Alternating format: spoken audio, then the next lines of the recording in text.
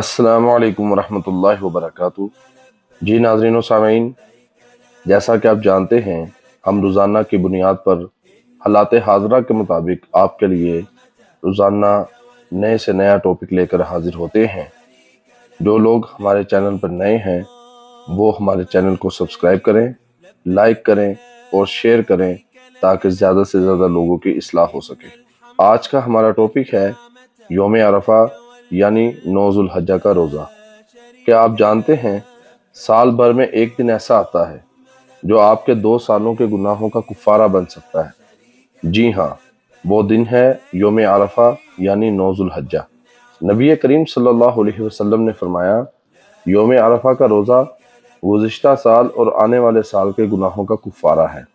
ये रोज़ा उन लोगों के लिए है जो हज पर नहीं जा रहे। सिर्फ एक दिन का रोज़ा और इतना अजीम अजर, ये अल्लाह की रहमत की वसअत है।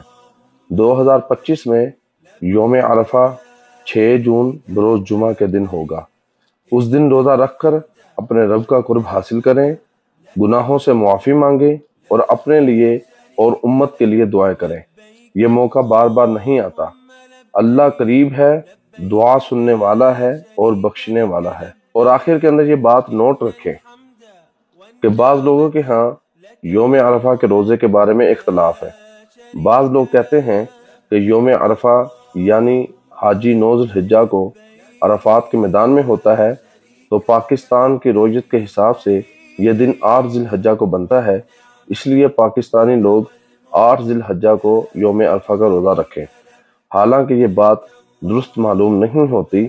यौम अरफा से मुराद 9 ज़िलहिज्जा है और इस रोज़े का ताल्लुक अरफात के साथ नहीं बल्कि तारीख के साथ है। उसको यौम अरफा इसलिए कहा गया क्योंकि उस दिन हाजी अरफात के मैदान में होते हैं और आम तौर पर यह दिन यौम अरफा का दिन कहलाया जाने लगा।